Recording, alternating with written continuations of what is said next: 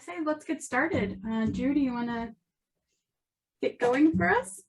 Yes, thank you so much to everyone for being here. I'm so happy that everybody could attend. And I think that you'll really find this a very interesting and informative session. And we certainly hope to see your applications coming in for this profound opportunity that we have here. I wanted to begin before handing things off to Maggie by just saying a couple things about HWW in general, and then this opportunity for the Predoctoral Career Diversity Fellowship in particular. So I can't remember if I already said this, but I'm Drew Kim, and I direct the Center for the Advancement of the Humanities, and as the Center Director, the PI for the HWW grant, but the real coordinator and expert on all things HWW is Maggie Nettesheim-Hoffman, who I'll be handing things to over shortly.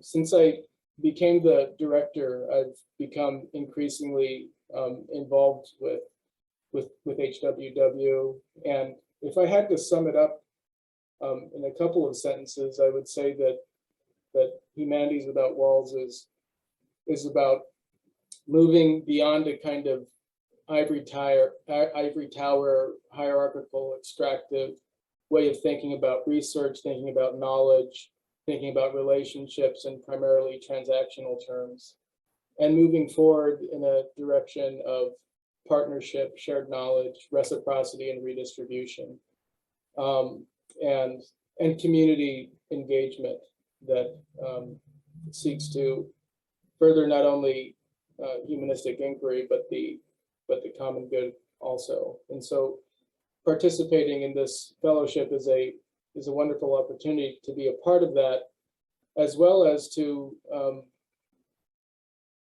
engage in important discernment, because I know I'll speak for myself in that when I first started my PhD program many years ago, I had a set of interests and pursuits that I was following, and then in some kind of way that I wasn't fully conscious of, that became a set of pursuits that were integrally connected to getting a tenure track job and becoming tenured and those kinds of things. And I don't recall really ever having an opportunity to sit back and think, well, is this really the direction that I want to go with my research? It just kind of seemed that was the only direction you go, and it's sink or swim. And if you don't go that direction, then you can't be doing anything worthwhile. And so that's thankfully not true. And in the humanities, we're becoming increasingly aware of the necessity to help graduate students discern the wide range of possibilities for things that they can do with a PhD in a humanities discipline. And if you end up discerning that, yeah, well, I want to go down a traditional tenure track path, that's fine, of course.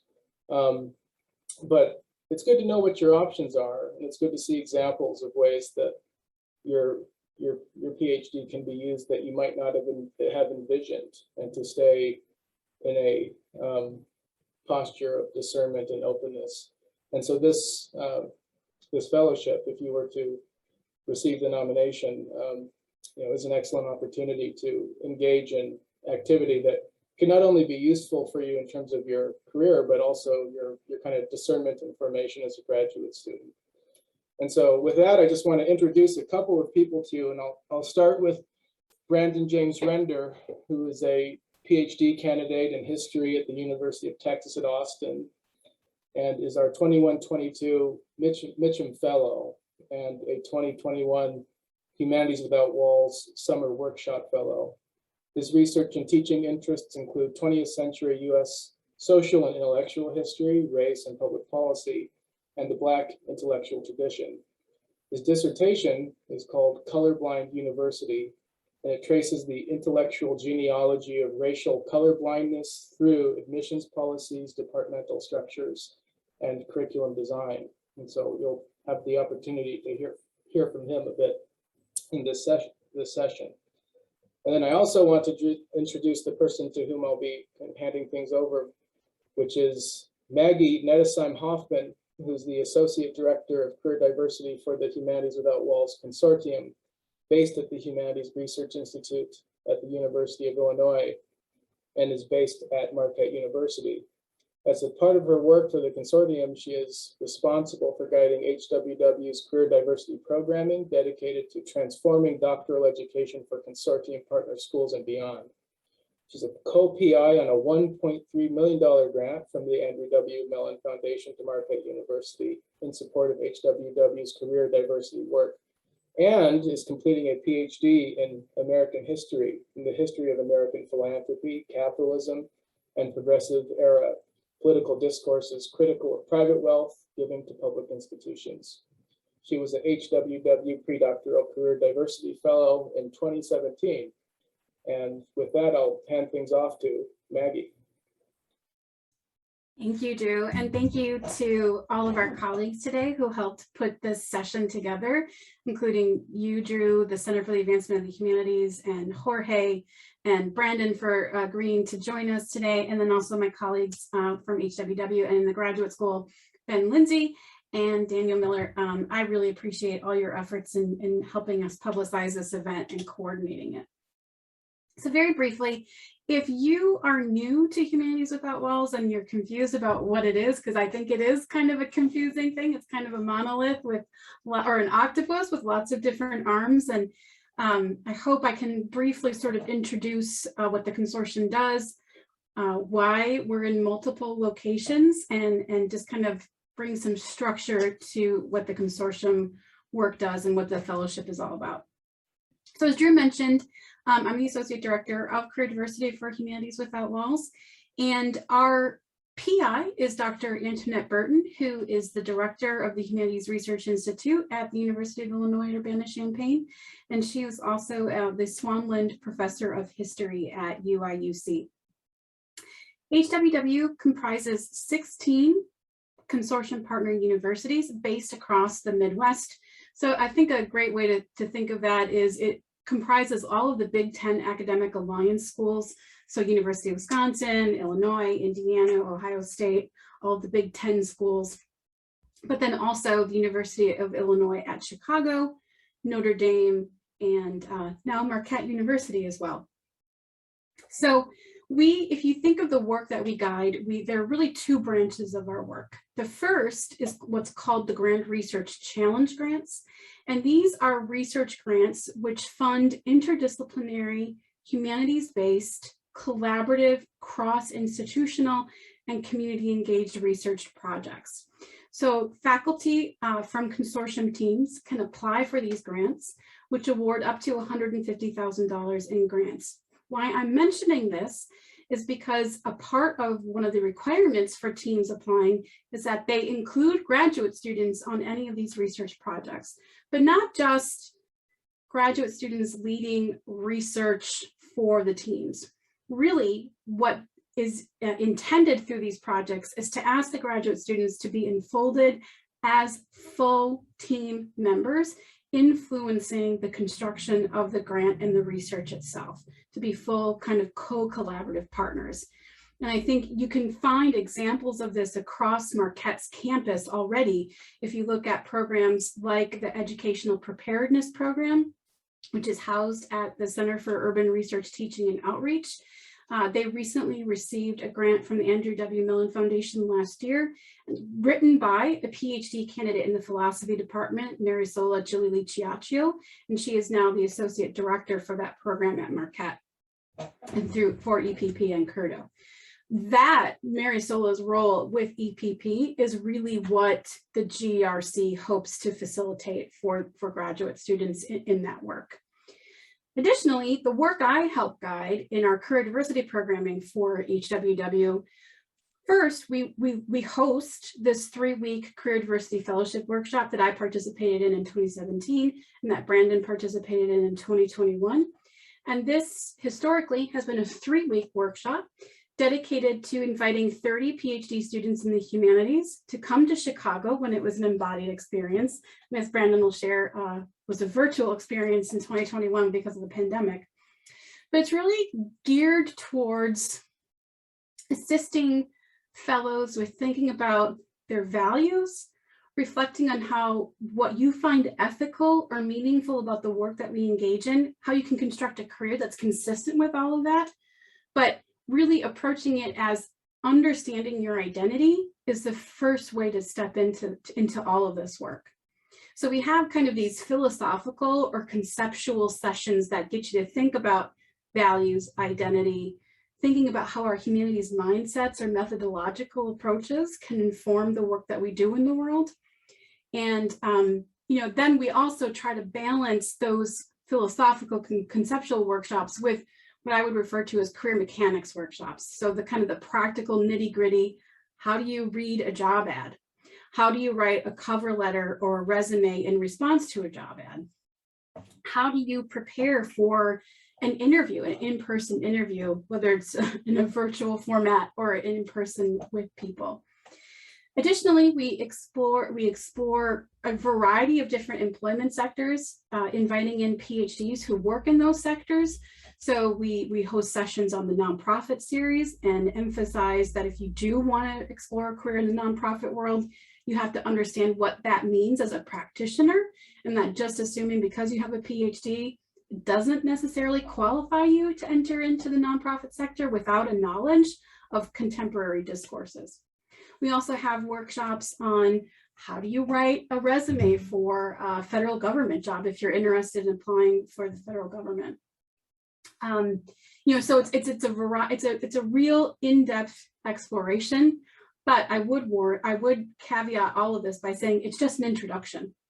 And we're realizing at HWW now that we can't place the burden of what's happening with kind of the crisis that we're facing in the humanities and in the job market, can't place the burden for that on graduate students. That's really going to require faculty and administrators leading this work on their campuses as well. So one of the things that HWW is now doing, we're designing faculty and staff institutes where we'll be helping train faculty to become better advisors to their graduate students. And we're also working on developing internship programs and curriculum design to support those types of internship experiences. So I think that's a little bit about what HWW does very, very quickly. And there's a lot more. And if you're interested in learning more about the consortium, please feel free to reach out to me, and I'll throw my email address into the chat in a second here. But I don't want to talk too much because the real, I think I say star of this show is our wonderful HWW colleague and fellow from 2021, Brandon Render.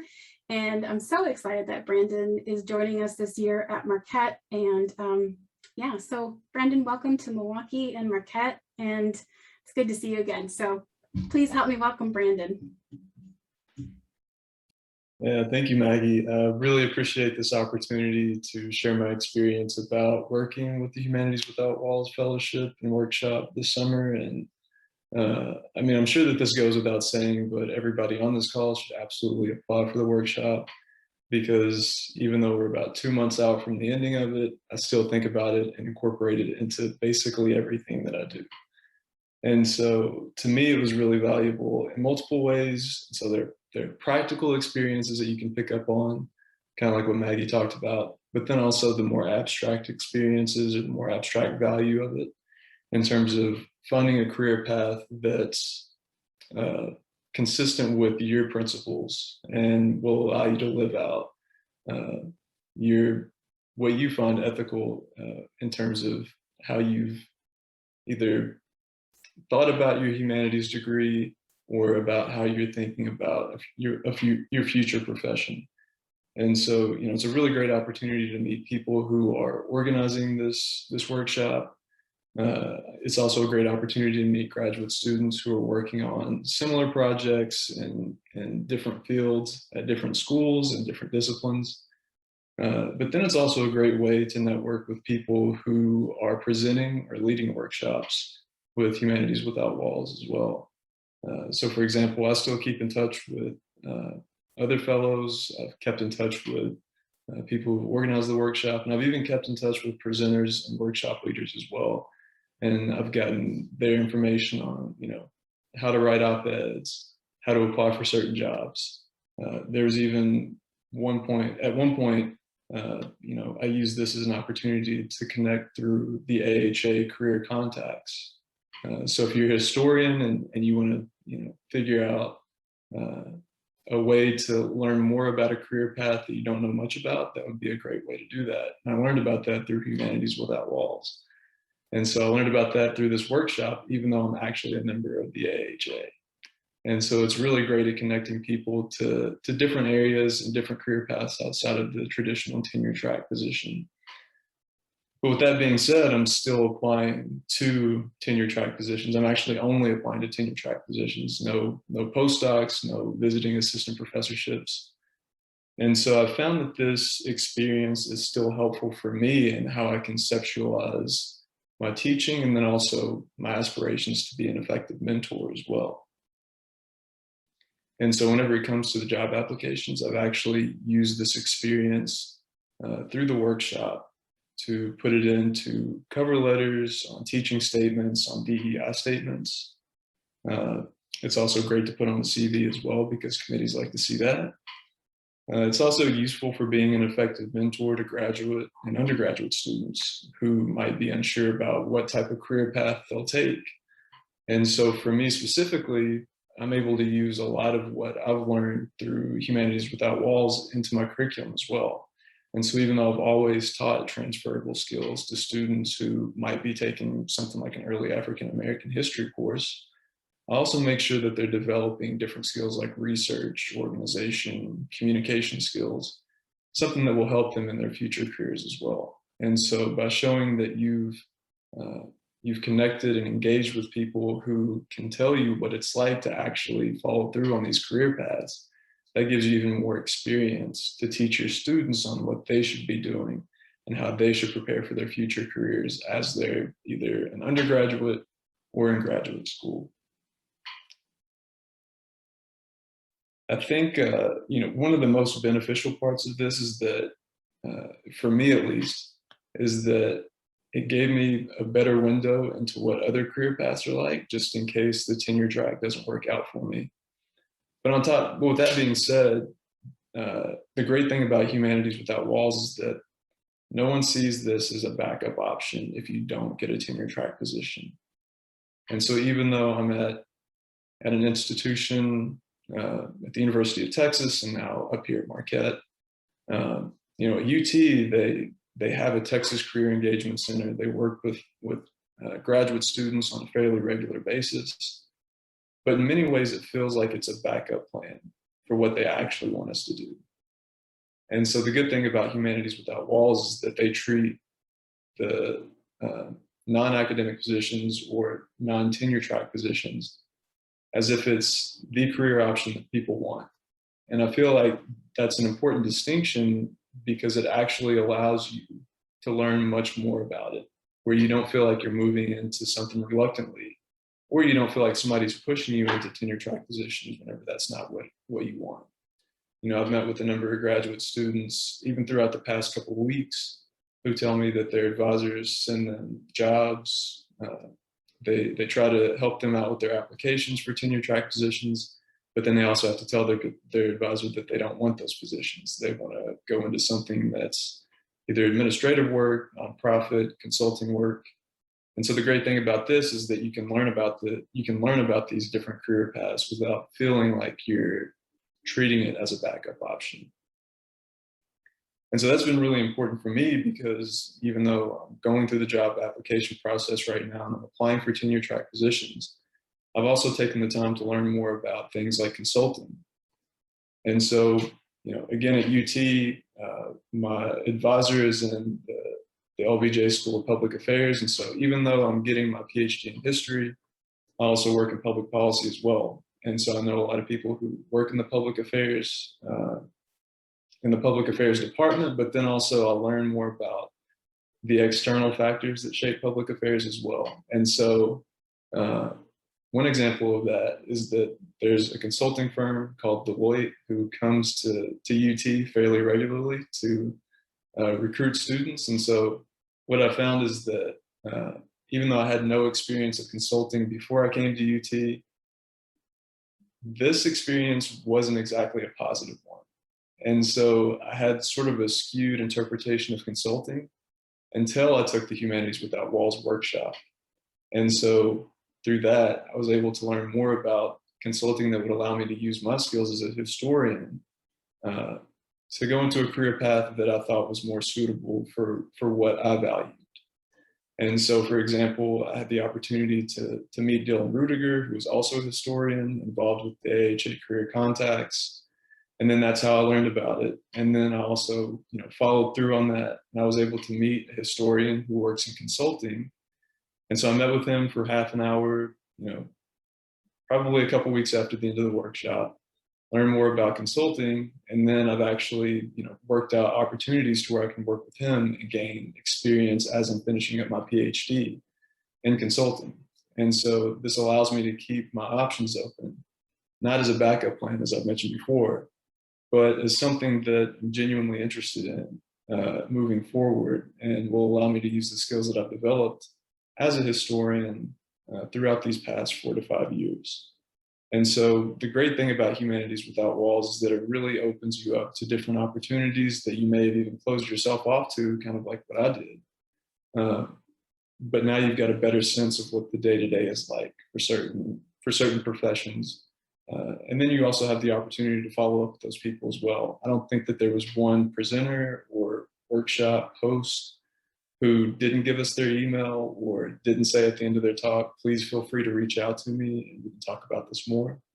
And I've been able to take advantage of that, whether it's, trying to write op-eds with Kiana Nurse or pursuing creative nonfiction writing with Megan Stilstra.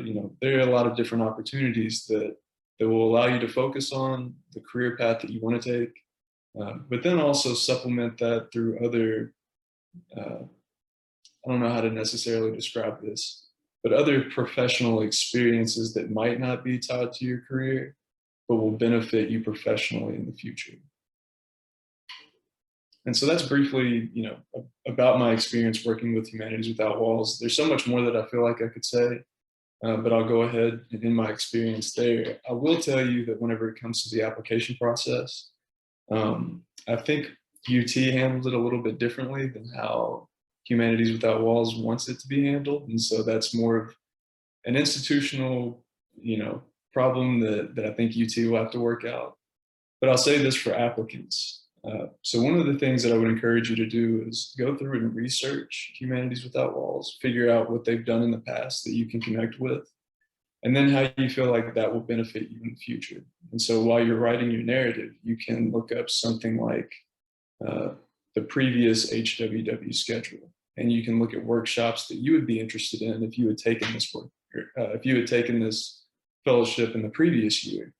And so that's basically what I did. I found op-ed workshops. I found the federal jobs workshop that was also held. And I put that into my narrative. I talked about how that would be interesting to me as an applicant, and then how I would be able to use that information moving forward after the workshop ends, and how I plan on moving into a certain career path.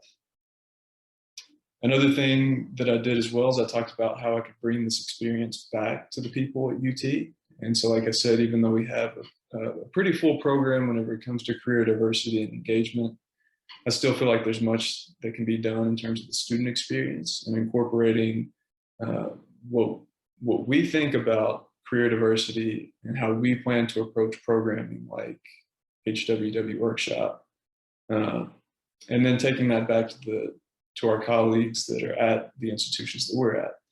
And so, for example, one of the things that I've done is that I've written an article about my experience through HWW, and it should be coming out sometime this month. And so I basically talked about how it connects the practical with the abstract values that you should carry through, not just from your graduate training, but then also into how you approach your career. But then I also talked about how I could use this experience to improve on existing programs as well. And so, if I have any advice whenever it comes to the application process, I would encourage you to look at what Humanities Without Walls has already done, but then I also want you to think about how you can take this experience back to the people that you plan to work with at your home institution. And so if anybody has any questions about either the application process or would like to learn more about my experience, you can feel free to send me an email. I'll put that in the chat here in just a minute. But then also feel free to ask any questions that you might have during the Q&A session. And so with that, I'll go ahead and send it back over. I'm not sure who's next. I think Drew, Yeah, I'll send it back to Drew and Maggie. Yeah. thank you so much, Brandon. I just want to let you know, to everyone know, I've thrown 2 documents into the chat. The first one is the call for applications from Marquette. If you're interested in applying, as Brandon mentioned, each university is responsible for nominating 1 PhD student to HWW. So this is what HWW refers to as a limited internal submission process. You can't directly just apply to HWW. You have to submit your materials to Drew and the Center for the Advancement of the Humanities so that Marquette can select the nominee first. And then Drew will submit the final nominee selection materials to HWW. In terms of deadlines for that, CIFA has set November 1st as our deadline for internal nomination materials. You can either email Drew at andrew.kim@marquette.edu, or you can also email me if you have questions about that process. Unlike what HWW asks in their call, we are only asking you at this nomination stage to submit 1 letter of recommendation.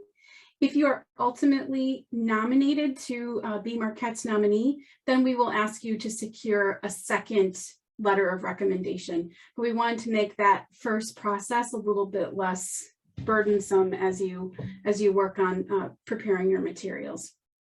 I should also let you know, we will let the nominee know of their nomination by, I think, November 8th. So that'll give you a few weeks to refine your personal statement or other materials, and I can work with you after you're nominated to kind of flesh out your ideas or share feedback from the selection committee before your nomination is submitted to HWW. Drew will submit all of those, the nominees' materials to HWW by December 1st. So I just kind of wanted to share some of the timeline and how Marquette has defined this process. And as Brandon pointed out, every university has a different process, and I think we've put a pretty successful process together. So Marquette, in the 3 years where the fellowship has been open to at what we call a national call for fellows, I was selected in 2017. Amanda Zastro, who was not able to join us today, but she was selected as Marquette's nominee and was selected as a fellow in 2021, joining Brandon's cohort. So we've had a pretty good selection rate with HWW. So I would highly encourage you to consider submitting your materials in consideration for the nomination. I would point out, though, as well, that Marquette has really been working to build programming here at Marquette, right? Not everybody's going to be able to go to the HWW fellowship. So how can we build and take what we've learned from HWW and build programming here? So I'm joined today by Daniel Miller, who is a PhD candidate in the theology department, and he is also a career diversity assistant with the graduate school this year, working on building some of our programming at Marquette. Drew, you raised your hand. You want to say something? Yeah, just real quick before we move on there to Dan, you have a question in the chat. Yep. From Okay. Esther, and she's asking, is it better for the letters of recommendation to be from MU faculty? That's a good question. So certainly HWW asks that one of your letters be from your doctoral advisor. So I think for Marquette's nomination, you might want to ask your advisor. But I will say this with a fine point. You're going to want to find letter writers who can demonstrate your fit for the workshop. So, I think normally our faculty really know how to talk about the strength of our research and how that might qualify us for a number of fellowships or grants, or whether you're applying for a tenure track position, right? The statements should be a little bit different than that, though. I think they really should consider the questions that HWW asks in the call for applications and address those points about why you're an appropriate fit for the fellowship, why you're committed to career diversity and career diversity methods and principles. And And I often say in information sessions that I've participated in at other schools, be honest. If you haven't done much work in publicly engaged humanities, confess that, admit it. But are you open to learning? That's what I think what HWW is really also committed to. So I hope that answers your question, Esther. Drew, do you want to say anything else before I kind of hand it over to Dan to talk a little bit about what we're building at Marquette? No, I think I would just kind of add a ditto to what Maggie said.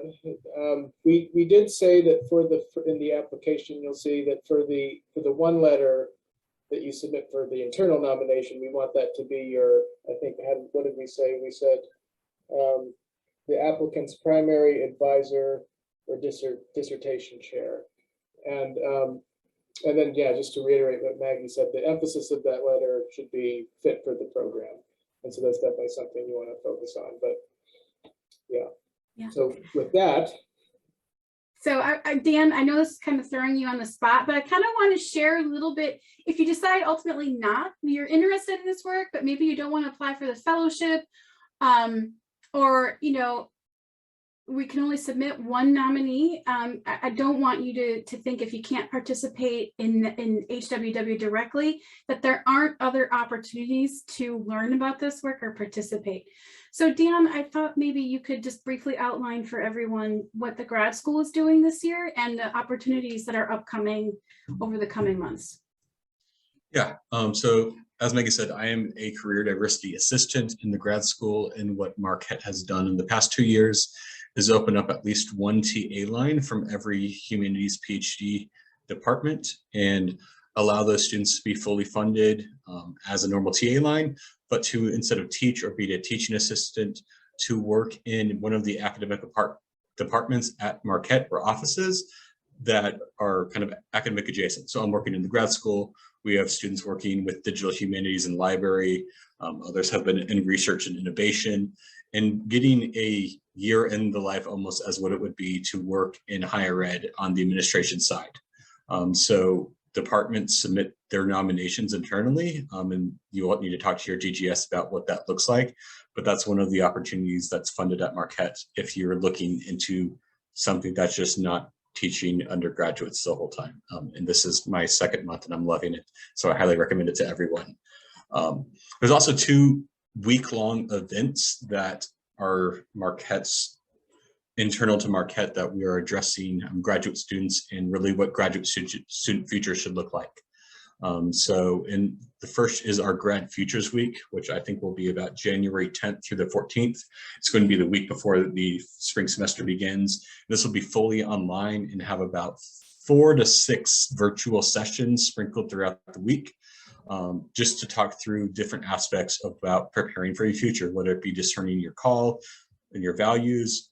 We are hoping to invite some former Marquette PhD students in the humanities to talk about what they do now out in the real world that isn't full-time teaching, so you can get a view of what's a day in the life like of someone who works in the tech sector or someone who works in the finance industry who has a PhD in English or a PhD in history and are out doing things that you might not think you'd be able to do.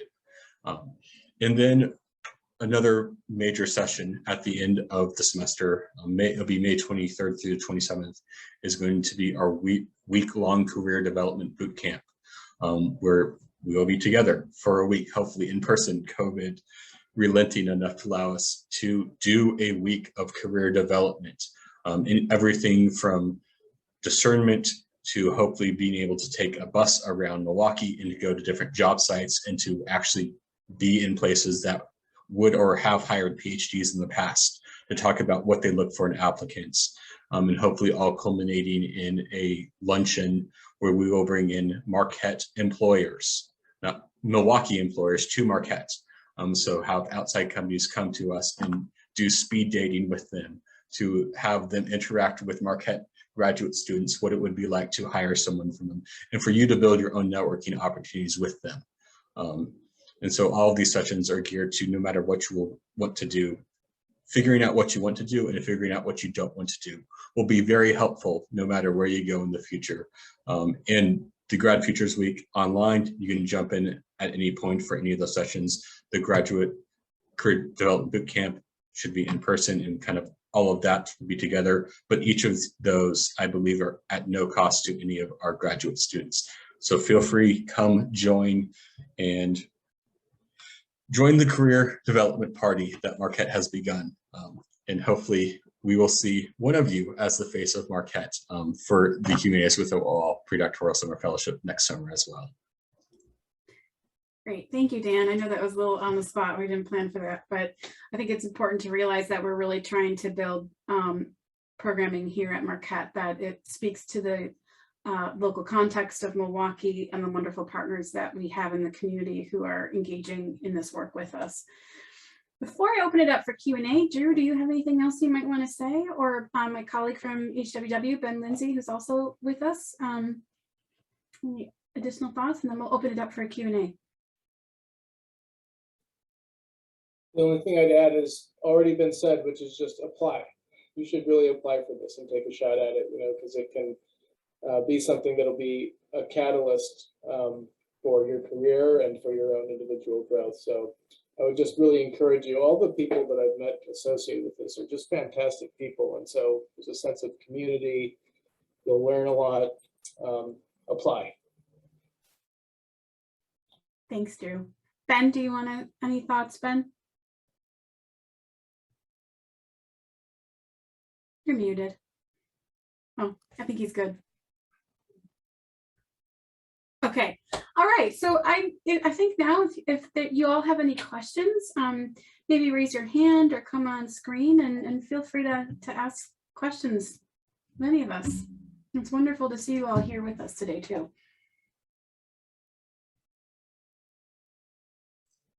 I'll ask the first question, and it can either Brandon or you, Maggie, can answer. So I'm a PhD candidate. I have this thing called a dissertation to write. Why would I take 2 weeks out of my summer to stop research and stop writing? And when I come back from that, will it actually help anything I'm currently doing to get done with this program? Or is it more just like an interruption and getting out the door with a PhD? So how would you respond to someone wondering about, I want to finish this dissertation as soon as possible. Why should I take a few weeks off? That isn't necessarily a vacation. Brandon, do you want to tackle that one first? Yeah, sure. I don't mind to talk about it. So yeah, I mean, it was a little bit different for me because I kind of structure things to make sure that I'm alleviating as much work as I can for myself. And so since I knew that I would be on the job market this year, I decided that I would try to have a complete first draft of my dissertation done during the summer before I move into my 5th year. I was able to accomplish that. I sent it in June and, took 10, 12 weeks off, just now getting feedback about my dissertation for that. And so that freed me up to work on job applications, but also in that frame of time, I was able to take 3 weeks off to work, to do Humanities Without Walls workshop.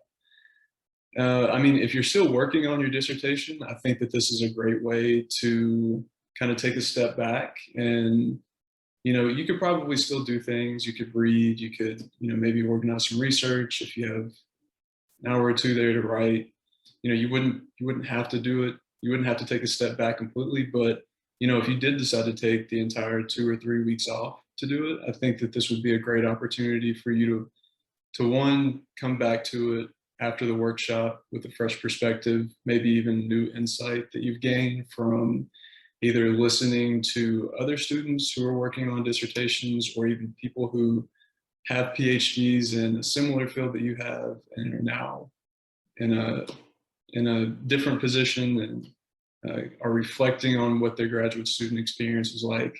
That would then help you once you're finished with the workshop and then you've gone back to your dissertation. And so to me, I think that this would be a great opportunity to kind of take a step back. I know that part of it's this overwhelming sense of needing to feel productive all the time.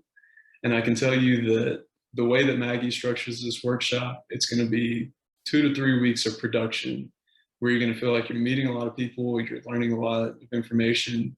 And so, if it's that, if working on your dissertation is necessary to feel productive, then you can do that while you're working or while you're taking part in the fellowship. Yeah. So yeah, I mean, it would be a great way to come back to your dissertation after you've gone through the workshop and listen to other people's projects, and then also, you know, heard more about what you could do with your project potentially. So I would say that, and I say this as someone who is finishing my dissertation, right? And this journey that I've taken with HWW has kind of slowed down my dissertation writing. But I've also been able to participate in becoming a PI on a $1.3 million grant, moving into my full-time career, right? Being gainfully employed and not having to subsist on a graduate student stipend. So I think, to answer and address Dan's question, it's about perspective, right? I think so often the culture in the academy says, you have to finish this dissertation. You have to finish this dissertation. It's research, research, research, or work, work, work, work, work. And what does that do to our own sense of wellness and taking care of ourselves or prioritizing our families? So it's just 2 weeks. Set it aside for 2 weeks so that you have a space to sit back, reflect on yourself, which we rarely get a chance to do in the academy. And this is the part about HWW that I find to be so radical, that affirms and empowers individual graduate students to say, you know what, department, and I know this is being recorded and this is sometimes where I catch myself, but anyway, your degree at the end of the day is not anyone else's but your own. So take those cultural norms that your department tries to thrust upon you and say, you know what, this is my career, it's my research, and take ownership of that. And if you want to set it aside for 2 weeks so that you can prioritize your future a little bit, or think through, you know what, I don't know if I want to live in Milwaukee. I don't know if I want to travel anywhere just to have a tenure track professorship, right? We give you the space to do that. So I think it actually, to set it aside, is an act of self-care, and challenging some of the norms that we have in the academy that need to be reformed. So I will now get off my soapbox.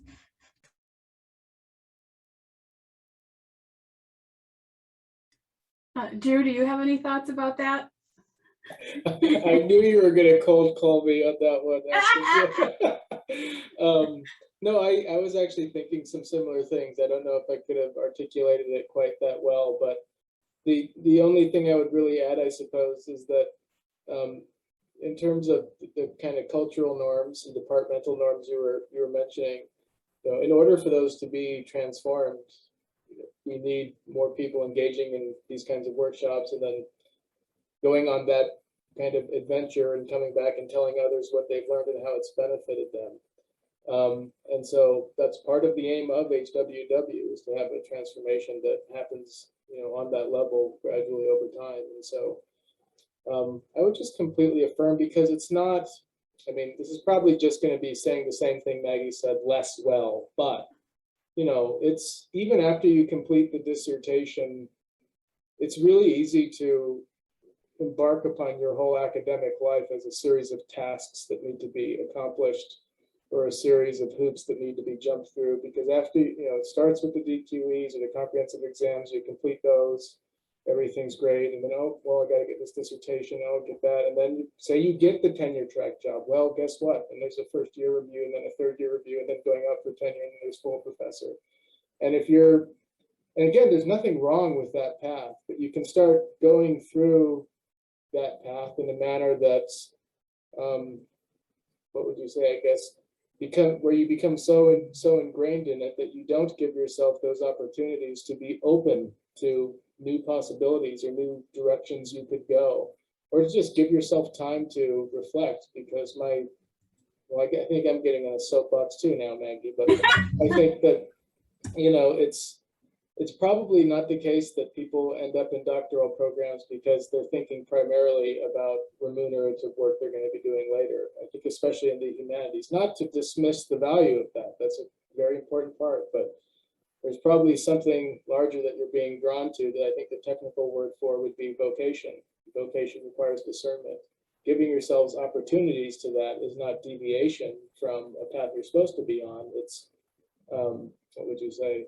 It can be actually a corrective, and I won't start getting into how that, forms habits in you and stuff that you'd want to have in virtue ethics and that sort of thing, because then we're going way too long. But I'm just going to affirm what Maggie said, that it would be, I think it's good to start cultivating early a habit of self-care. So, and this is a way to do that.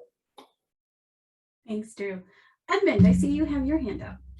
Yes, thank you. And thank you, Rose. I had a question, I guess, chiefly to Brandon, but also to other people. You said that you were applying for exclusively tenure track positions, I guess, and you're really grateful that at this workshop, nobody treated this like it was, a backup plan.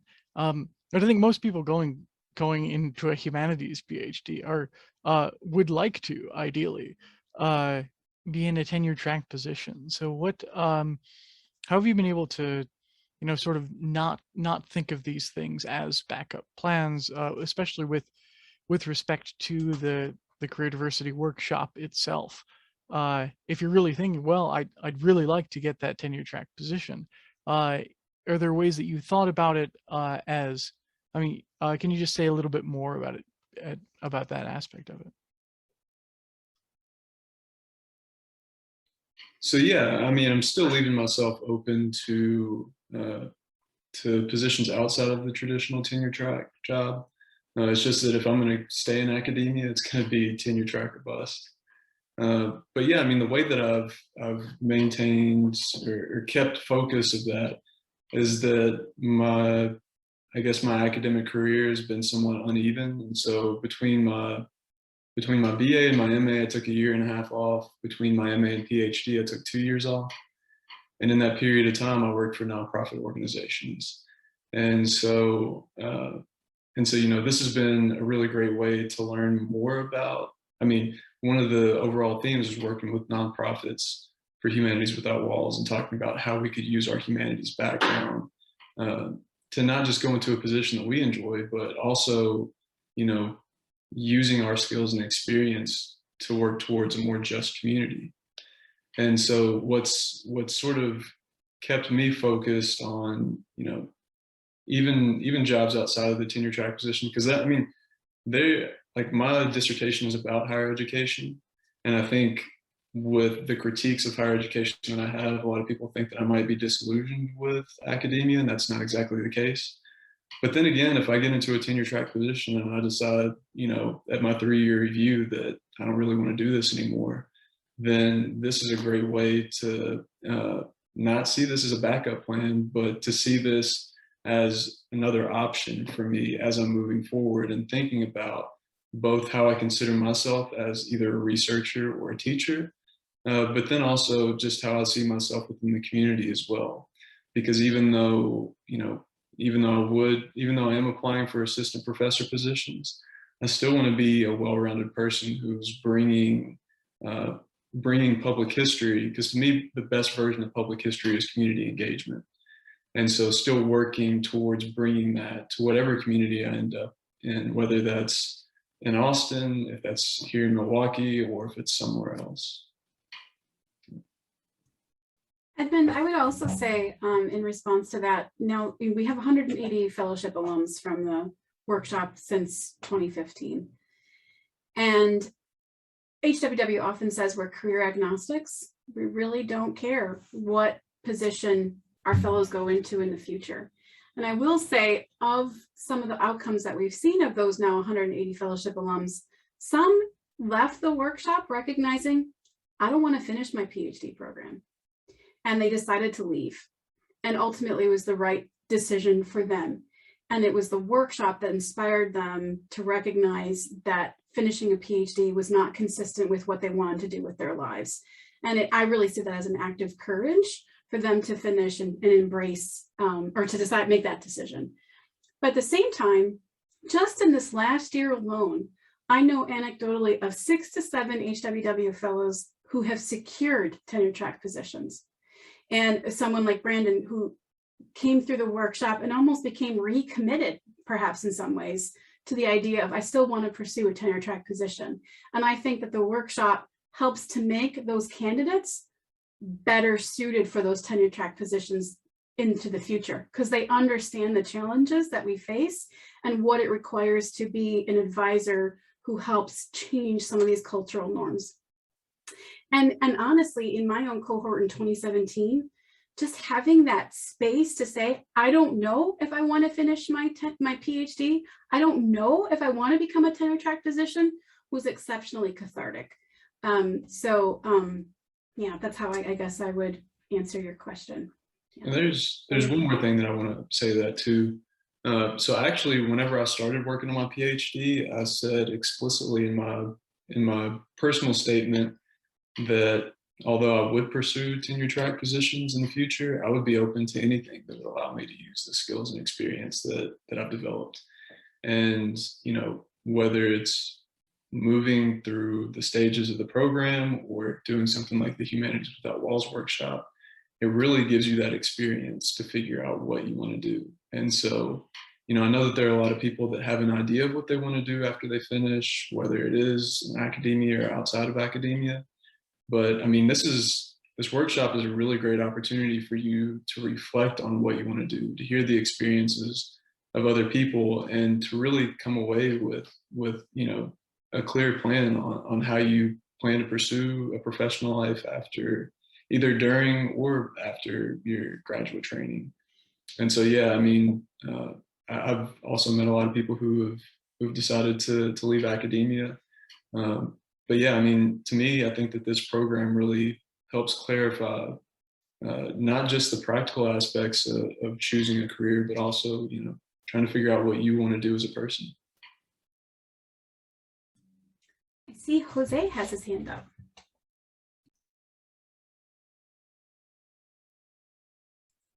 Yeah, I just want to kind of ask a question, and I don't know, it's kind of open. If anyone else, because we're on we're starting, you've already finished the road to the PhD. One of the things that worries me as a PhD student in the humanities is I don't have the feeling that sometimes the research that I am engaging in has the effects that maybe someone in something like a hard science, like an engineer, or what their research might have an effect on our society in general. And that's why for me, I've been not very enthused about the career in academia itself. So I was thinking, do other people kind of share that worry? Your research, the idea is you want to think about things that can help change the world, not just funky ideas that make you giggle or something, right?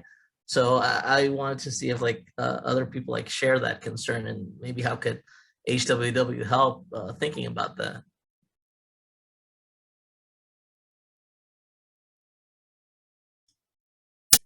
So Brandon, Drew, Ben, Dan, Jorge, if you guys want to chime in on this too, but I think just from my experience, Jose, of participating as a fellow in 2017, but then also watching the cohort and guiding the cohort in 2019 and 2021, I would say that is a very common concern amongst a lot of PhD students in the humanities.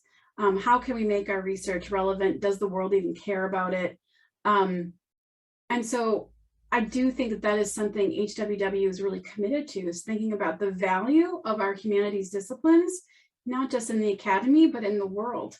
And I remember as I guess now I would say a baby PhD student, I was taking a class on race and power with a former professor of history here at Marquette, who's now at the University of Virginia. And I was just struck by, I had a moment. I had spent the summer before this class started working with the EOP program as a summer seminar teacher, working with the students. It was the same summer that Trayvon Martin's murderer was put on trial.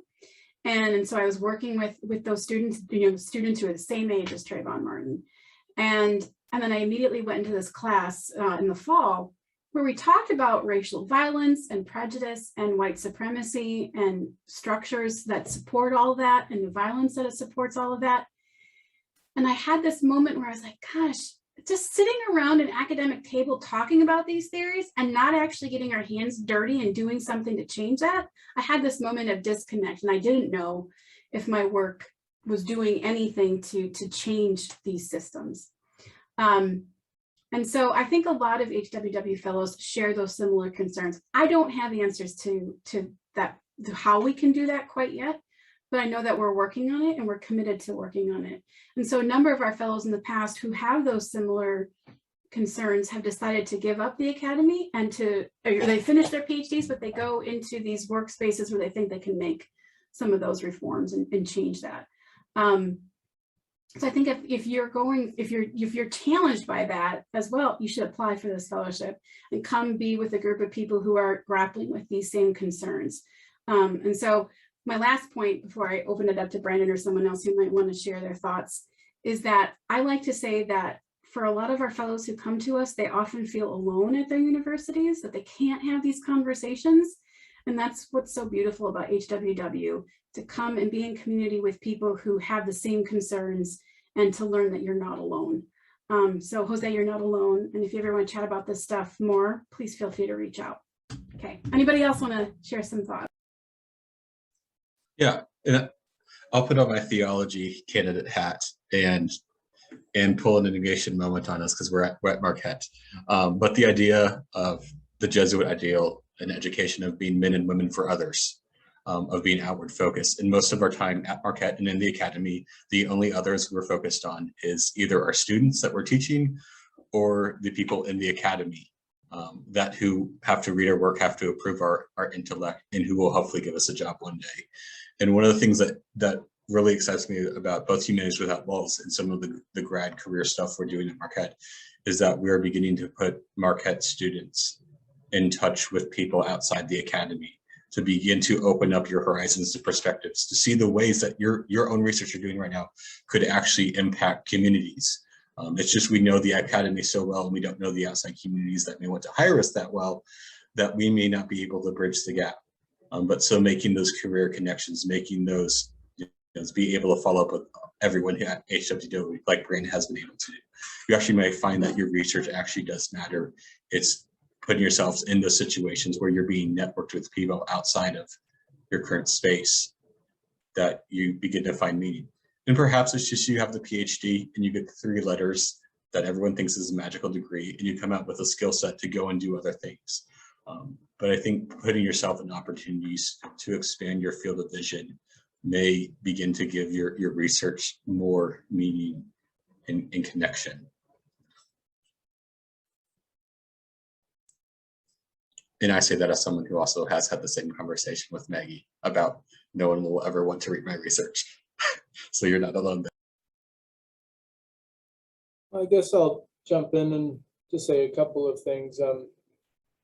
The humanities are about humanity, and I think that the kinds of research we do does have the capacity to make a difference. And one of the ways that that can happen increasingly today is through collaborating cross-disciplinary and interdisciplinary collaboratives and partnerships.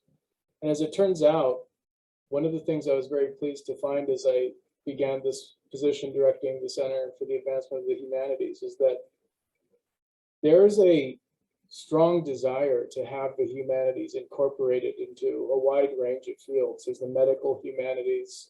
I just was talking to a graduate student in the humanities the other day who's working on translating concepts from the humanities into thinking about medical practices involving trust and how we communicate to each other. And then really what we're talking about is values, but the medical humanities, the legal humanities, digital humanities. Someone was telling me a story the other day about a project that was being worked on in engineering, and it was meant to develop a kind of technology that was addressing a social justice concern. The engineers really didn't have a sound grasp of what the social justice concern was or why it was significant. And so I think that the direction the humanities is going is not exclusively, but largely in the direction of partnering with and helping conceptualize alongside those in the STEM fields. and so forth. And so I think that's one part of the answer, is that the way that we conceive of the humanities makes a big difference in the impact that our research will have and what the humanities is ultimately about in order to, and which connects to something I wanted to say earlier, which is that perhaps ironically, or maybe even paradoxically, if one's goal is to get a tenure track position, or that is one's primary goal, and one discerns that, I think that doing this kind of work and being familiar with it and this kind of programming is going to become increasingly important even to that end, because of the ways that higher education and large grant writing institutions are starting to get on board with the direction that things are going. And so career diversity has that added advantage, even if one is pursuing a more quote unquote traditional path. So I just wanted to kind of add that for consideration. I also saw that Esther had a question in the chat. And so Esther, I wanted to let you know, and everybody who's attending know, Dan has a list of all of your email addresses. So I will email all of you as a follow-up, and I'll share the documents that we threw in the chat too, so that you have access to the call for applications from Marquette, and then also a copy of the workshop schedule from 2021, so you can see some of the sessions that Brandon referenced in his talk, and just think about the speakers and see if it's something that would interest you even. So, and if it is, and you decide not to apply for this, let Dan and I know, especially as we develop programming with the grad school here at Marquette for our Grad Futures Week and for the boot camp. Okay, I mean, we're at time. So I guess maybe if you have any additional questions, now would be the time to ask, or if there's any kind of concluding remarks from Drew, Brandon, Ben, or Dan.